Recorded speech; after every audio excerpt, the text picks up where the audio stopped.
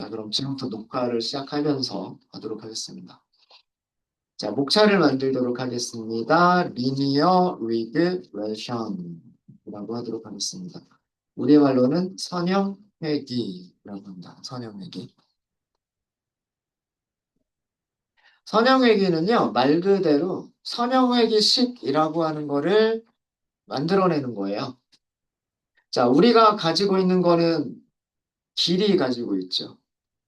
그죠? 길이를 가지고서 우리는 무엇을 예측하려고 하는 거예요? 무게를 예측하려고 하는 거죠. 맞습니까? 그럼 무게와 길이 사이에 공식을 만들어내면 어떤 데이터가 들어오더라도 어떤 길이의 물고기가 들어오더라도 무게를 예측할 수 있겠다라고 하는 게 그게 선형회계 생각이에요. 그래서 가장 간단한 선형회계식은 얘가 가장 간단한 선형회계식이에요. 여기서 우리는 랭스를 x라고 생각하는 거고요. 랭스를 x라고 생각하는 거고 무게를 y라고 생각을 하는 겁니다. 그래서 이런 공식을 만들어낼 수 있으면 모든 무게를 예측할 때 요 x 자리에다가 길이 넣어가지고 어, 저기 무게를 예측하겠다라고 하는 거예요. 그럼 선형회귀에서의 목적은 뭐가 될까요? 선형회귀에서의 목적은 바로 이 선형회귀식의 얘를 뭐라고 부르나? 1차 방정식의 1차 함수에서 얘를 기울기라고 얘기를 하죠. 기울기라고 얘기하기도 하고 x의 개수라고 얘기를 하기도 합니다. 개수. 그 다음에 얘는 1차 함수에서 y절편이라고 부르죠. 절편이라고 부르죠. 혹시 이런 용어들 기억이 하나도 안 나세요? 기억이 안 나십니까?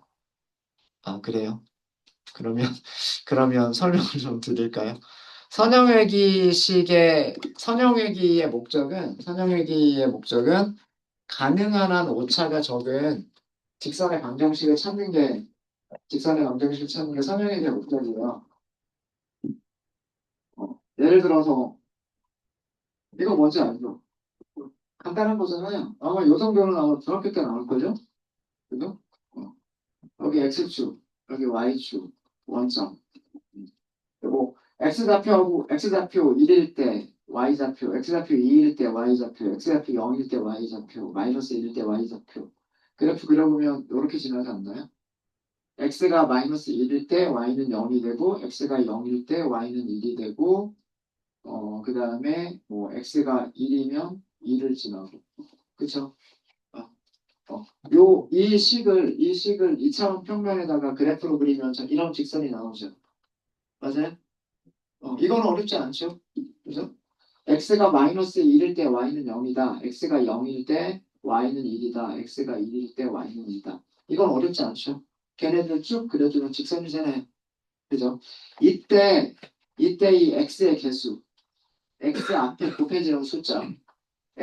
곱해지는 숫자를 직선의 기울기라고 얘기하죠. 직선의 기울기. 또는 그냥 x 앞에 곱해지는 수라 그래가지고 x의 개수 이렇게 얘기를 하기도 합니다. 개수. 개수가 영어로는 coefficient. 기울기라고 하는 게 뭐예요? 직선이 이렇게 얼마나 급하게 올라가느냐 이게 기울기잖아요. 그죠? 기울기는 x가 1만큼 갈 때 y가 얼마만큼 가느냐 이게 기울기잖아요. 그죠? 예. x가 얼마만큼 갈 때 y가 얼마만큼 가느냐 이게 기울기인데 이 기울기의 크기는 x 앞에 곱해지는 숫자잖아. 곱해지는 숫자. 그렇지 않아요? 어. 만약에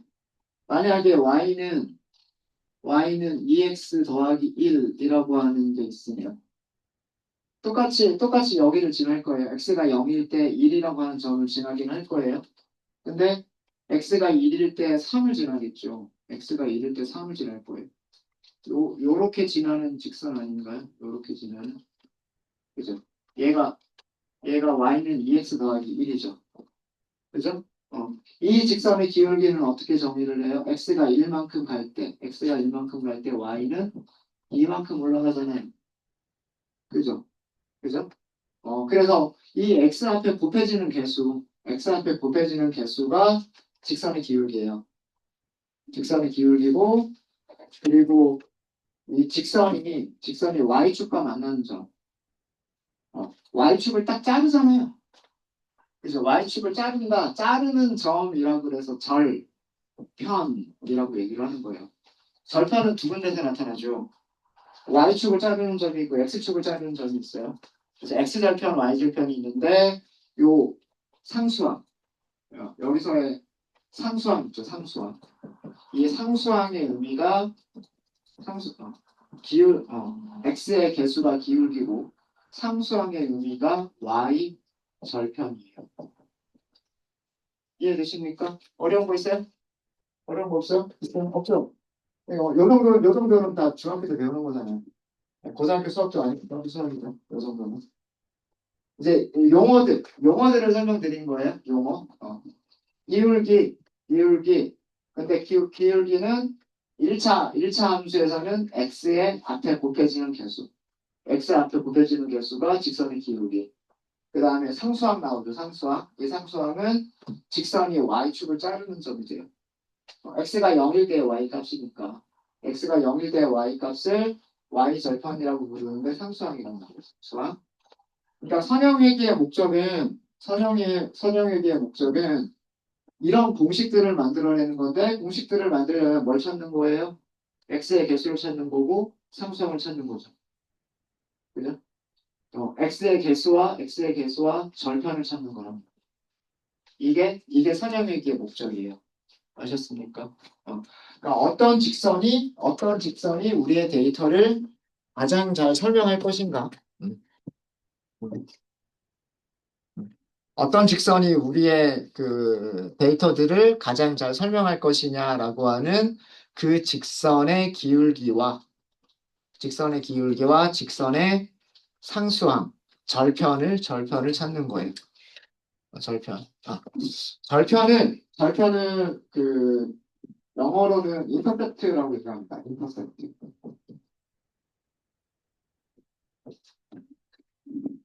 인터셉트가 여기를 딱 그 뭐 가로치다 뭐 이런 거잖아요. 그죠? y축을 딱 찢어 놓는다라고 해서 절편을 인터셉트라고 부르고요. 그 다음에 개수를 코에피션트라고 불러요. 저 그 영어 단어들을 알려드린 이유가 저게 그 이따가 특성 이름으로 나오기 때문에 그래. 코에피션트, 인터셉트라고 하는 것들이 나오기 때문에 우리가 선형 얘기를 하기 전에 훈련 세트가 이렇게 있잖아요. 그죠? 훈련 세트가 이렇게 있으니까 직선의 방정식을 만약에 우리가 이런 직선이라면 음, 이게 뭐 첫 번째 그 다음에 또 뭐 다른 색깔의 직선도 있을 수가 있겠죠. 뭐 예를 들자면 몇 색깔로 할까요? 예를 들자면 약간 기울기가 조금 더 높은 뭐 이런 직선 뭐 하필이면 여기를 똑같이 지나고 있기는 하지만 그건 중요한 건 아니고 뭐 요런 직선 음. 두 가지 직선을 놓고 한번 생각을 해볼게요. 어떤 직선이 오차가 적을 것인가? 어떤 직선이 오차가 적을 것인가를 생각을 해볼게요. 1번 직선은요, 오차가 y축의 값이 실제 값이에요. 그죠? 그러니까 직선의, 어, 예, 음, y값으로 예측을 하는 거잖아요. 그죠? y값으로 예측을 하는 거기 때문에 오차는, 자, 여기 훈련 세트 요 값들이 있어요. 여기에 y값하고 직선이 얘기해주는 y값하고 거의 비슷하죠. 맞습니까? 그래서 그 이 근방에 있는 점들은 오차가 거의 없거나 적어요. 그죠? 그 다음에 요 근방도 마찬가지예요. 요 근방도 그 실제 y 값하고요. 실제 y값하고 직선에서의 y값하고 거의 비슷하죠. 그죠? 그럼 이 직선의 방정식으로 1번이라고 하는 직선의 방정식으로 무게를 예측하겠다라고 할 때에는 요 근방에 있는 점들은 오차가 적을 거예요. 그죠? 근데 요 근방에 있는 점들을 볼까요? 요 근방에 있는 점들을 보면 실제 무게는 500g 정도 되는 거죠. 500g 정도 되는 건데 직선의 방정식은 그거를 300g 정도로 예측을 하는 거고요. 맞습니까? 요 근방에 있는 점을 볼까요? 요 근방에 있는 점을 보면 실제 값은 1100g 정도 되는 거죠. 여기가 1100g 정도 되잖아요. 그죠? 실제 값은 1100g 정도인데 직선의 방정식에서는 무게를 500g 정도로밖에 예측을 못 하는 거예요. 이해되십니까? 그러면 여기서의 오차가 있을 거고, 여기서의 오차가 있을 거고, 여기서의 오차가 있겠죠. 실제 값과 예측값 사이의 오차. 실제 값과 예측값 사이의 오차. 이런 것들이 있겠죠. 모든 점들에 대해서 그 오차들을 다 계산을 하는 거예요. 그러면 1번 직선에서 MSE가 계산이 되겠죠. mean squared error가 계산이 될 거잖아요. 그죠? 맞아요? 그쵸? 1번과 2번을 비교하면은요. 자, 2번 직선은 첫 번째 점에 대해서도 요만큼 오차가 발생하고요. 여기가 실제값, 여기가 예측값. 두 번째 점에 대해서도 오차가 발생하고요. 여기도 오차가 발생하고요. 여기는 오차가 조금밖에 없고요. 그죠? 여기 다 조금씩 다 오차가 생기고 있어요. 그죠? 오차가 생기고 있는데 이쪽 근방에도 오차가 있기는 있지만 오차가 적죠. 그죠? 여기도 오차가 적고 여기도 오차가 적고 여기도 오차가 적단 말이에요. 그쵸? 네. 이렇게 놓고 보면 이 오차들의 제곱의 평균을 계산해 보면 2번이 1번보다는 MSE가 적지 않을까? 이런 생각인 거죠. 그죠? 어. 그래서 리니어 리그레션이 하는 거는 뭐냐면 이런 가능성들을 다 찾는 거예요.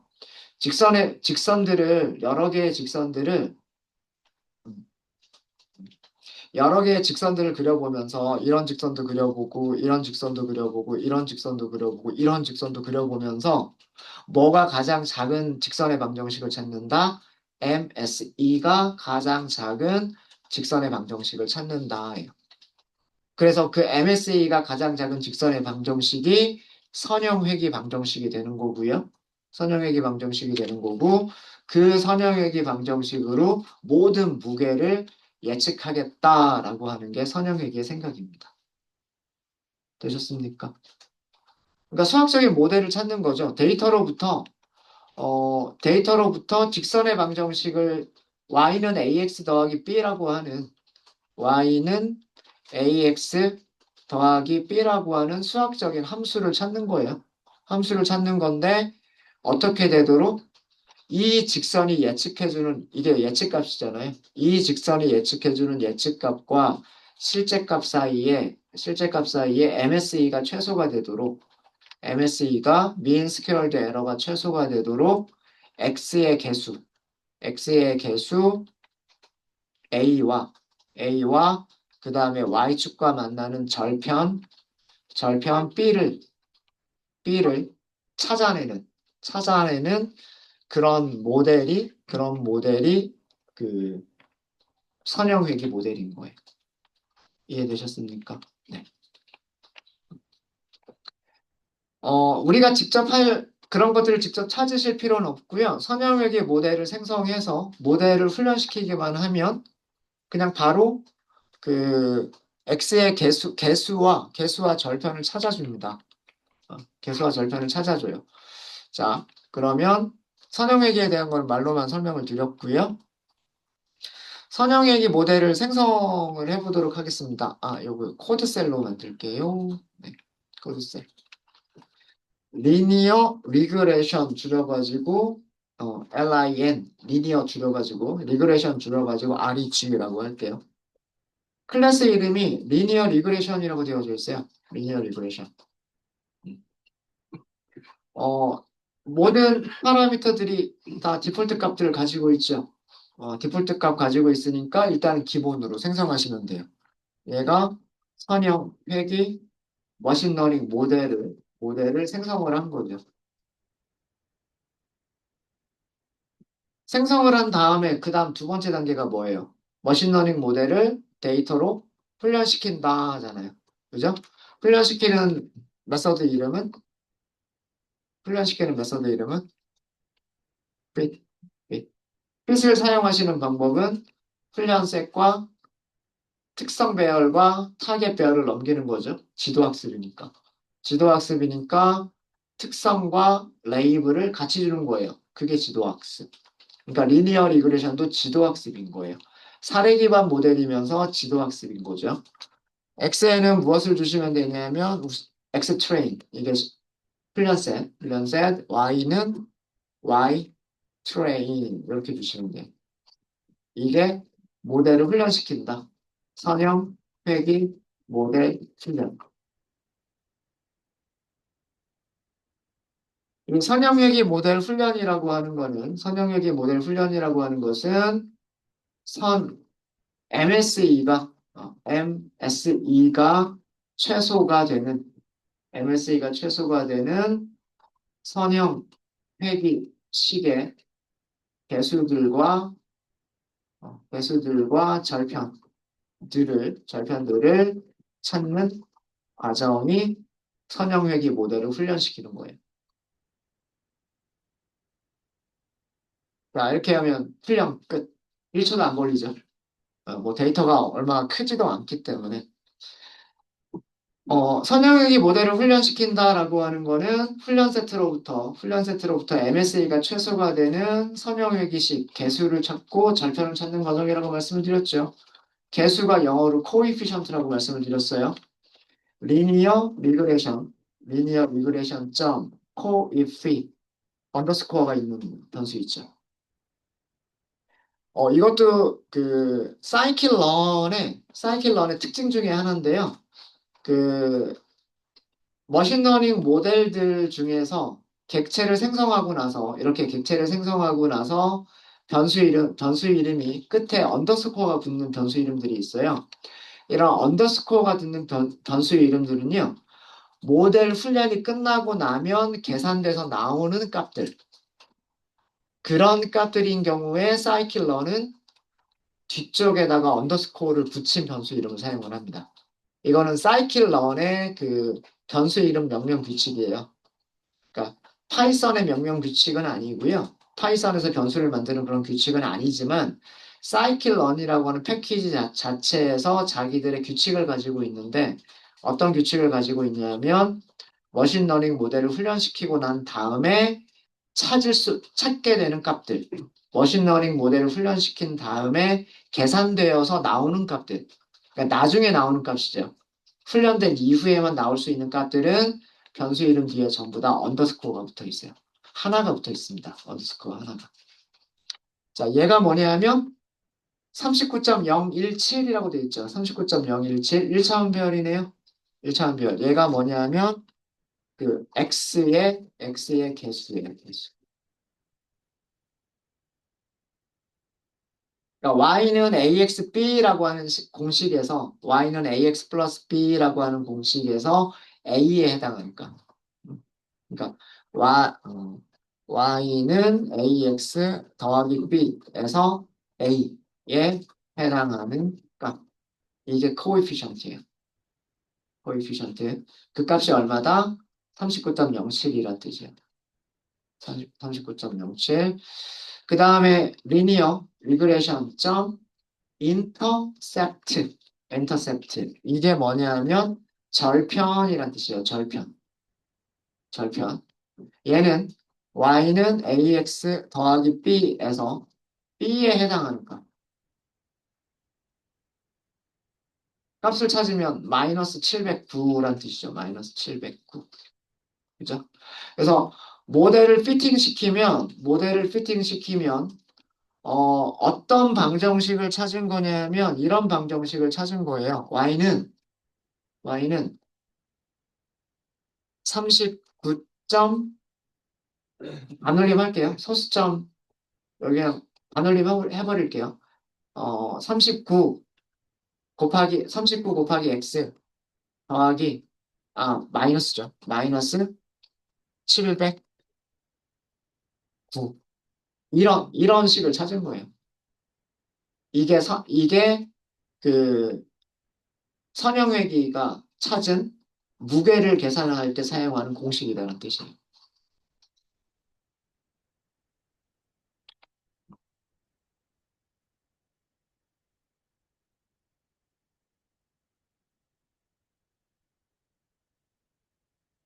이거다. 이거다. 여기서 y는 무게고요. 우리가 예측하려고 하는 게 무게니까 y는 무게, 그 다음에 x는 길이. 길이. 그래서 이 공식에다가 여기다가 길이를 넣으면 무게를 예측해 주겠다라고 하는 게 이거란 얘기예요. 이 코에피션트와 인터셉트의 의미가 이런 의미다라는 뜻입니다. 이해되셨습니까? 음. 자, 그럼 예측값들을 한번 찾아볼까요? 이 선형회귀 시그에서 선형회귀 모델로 예측값들을 한번 찾아볼게요. 얼토당토 않은 값들도 나오게 될 겁니다. 트레인 예측값. 트레인 예측값. 어떻게 계산하시면 돼요? 리니어 리그레션 점 무슨 메서드 호출하면 된다? 예측할 때 프리딕트. 그리고 예측하기 위해서는 뭐만 있으면 돼요? 길이만 있으면 되죠. 길이는 x 트레인이 가지고 있죠. 맞습니까? 네. 한번 다 출력해 볼까요? 42마리인가 밖에 없기 때문에 다 출력해도 그렇게 많지 않을 테니까. 네, 이게 예측값들입니다. 예측값들이고요. 이게 선형회귀에서 찾은 훈련셋의 예측값이에요. 선형회귀에서 훈련셋의 예측값이에요. 훈련셋의 예측값들이.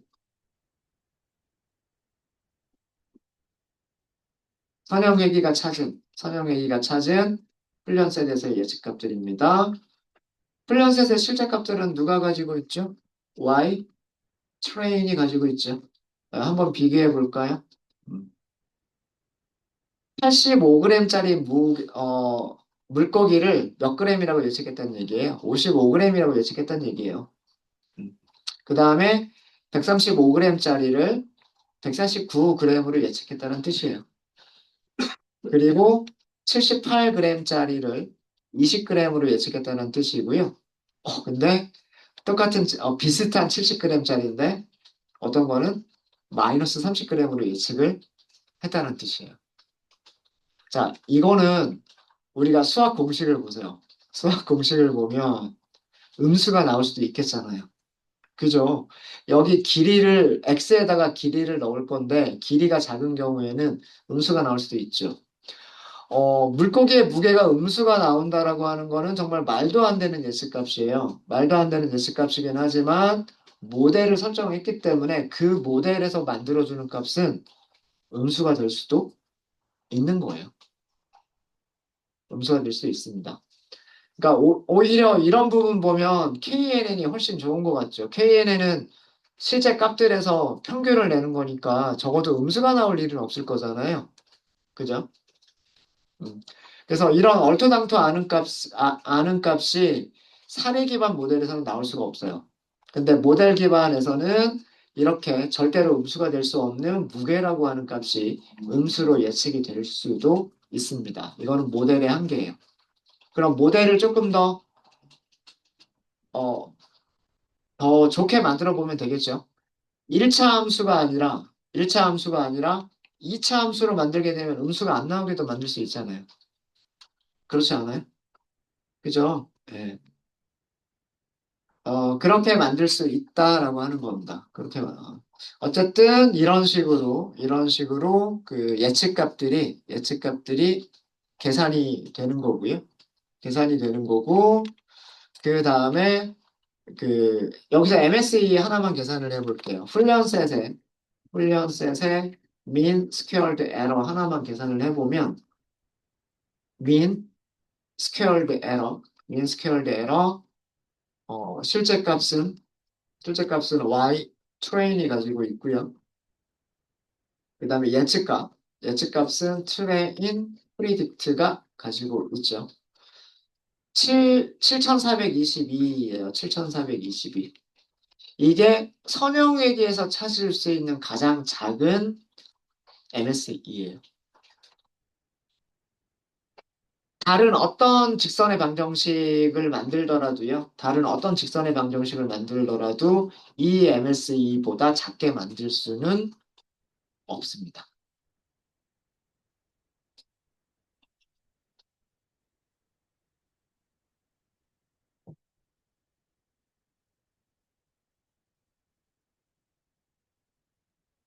근데 이 MSE를 보시면은요, 이 MSE를 보시면 그 우리 평가지표 계산했었던 게 있었고요.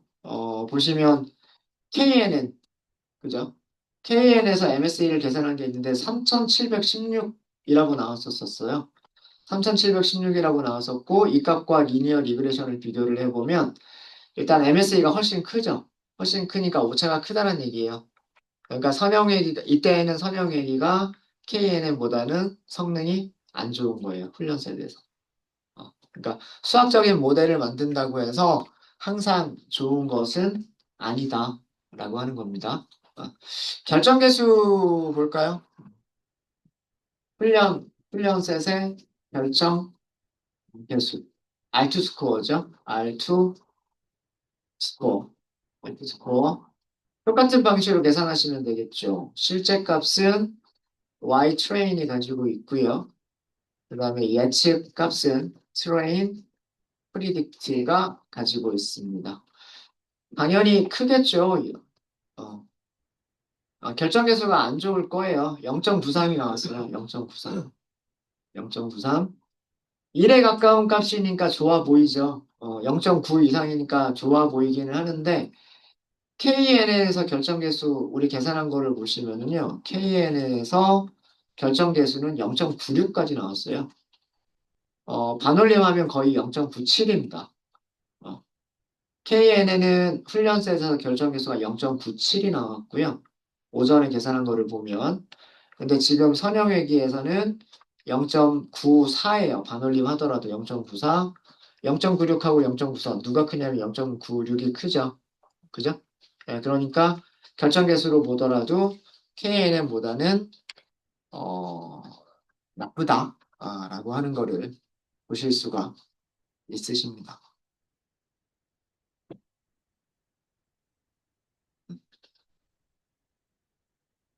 되셨습니까? 뭐 테스트 셋에서도요. 마찬가지 방식으로 예측값 찾을 수 있으실 거고요. 그 다음에 그리고 MSE나 결정계수 다 계산해 보실 수 있으실 거예요. 한번 해보죠. 한번 해보도록 하겠습니다. 테스트 셋의 MSE를 계산해 보면은요.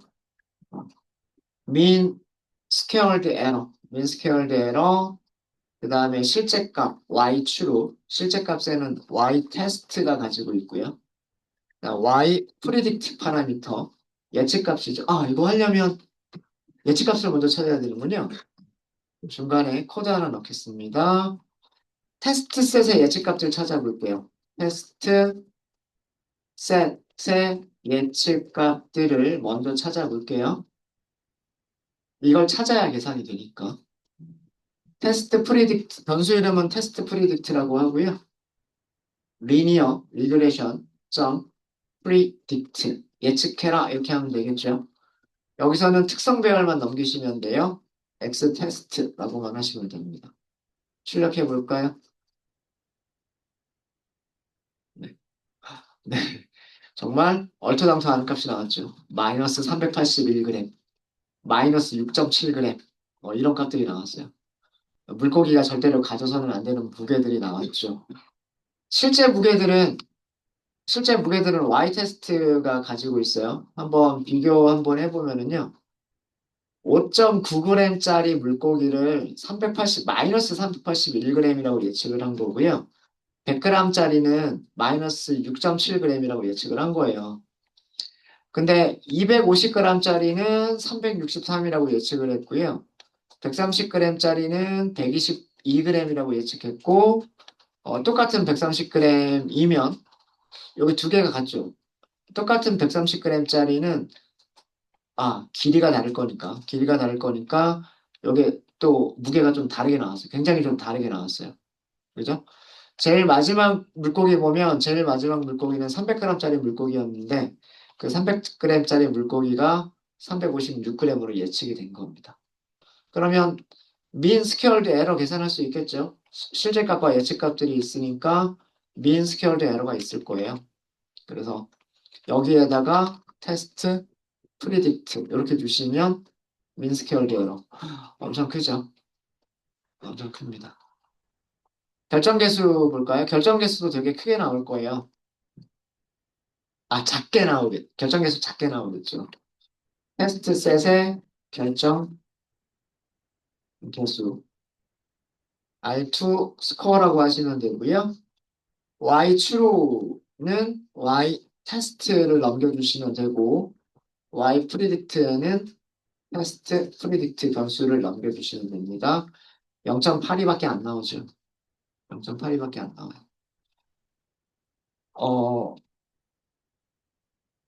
자, 이 결과를 놓고 보면은요, 훈련셋의 점수가, 훈련셋의 점수, 알트스코어만 기준으로 할게요.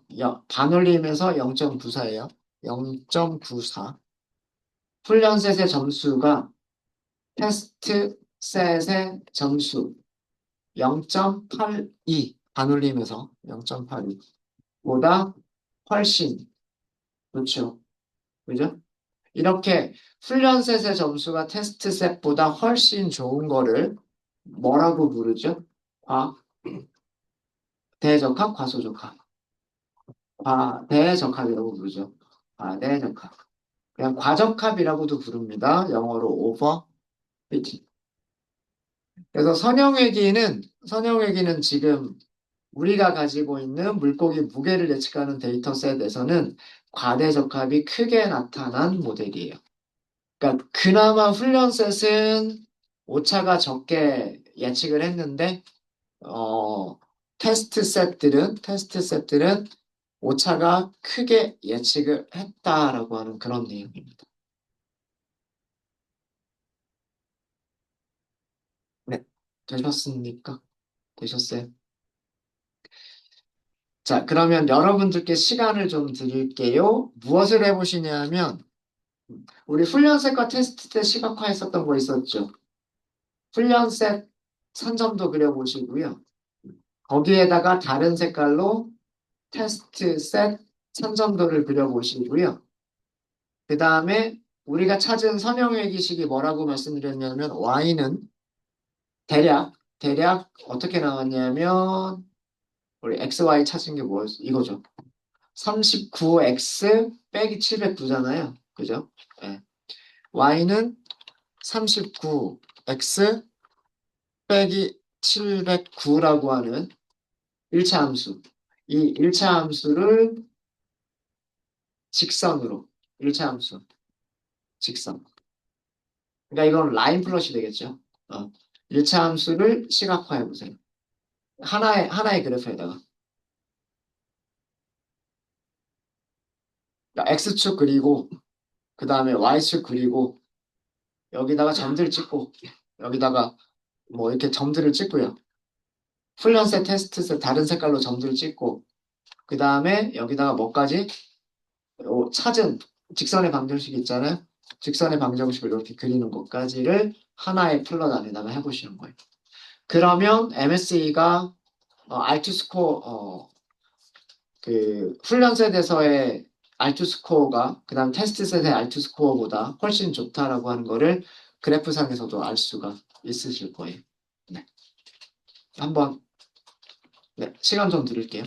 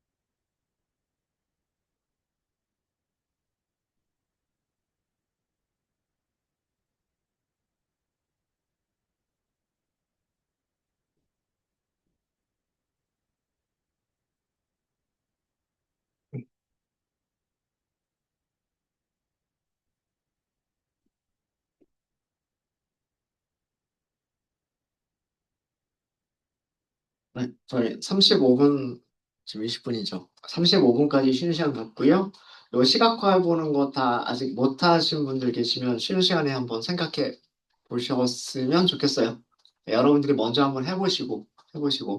다음 시간에 제가 산점도 그려봐 드리고요. 그 다음에 1차식으로는 MSA가 되게 큰 모델이 발생했다라고 하는 거를 보여드렸고, 그 다음에 1차식이 아니라 2차 함수를 만들게 되면 좀 더 오차가 적은 모델을 만들 수도 있을 것이다. 라고 해서 다항회계라고 하는 거를 다음 시간에 알려드리도록 하겠습니다.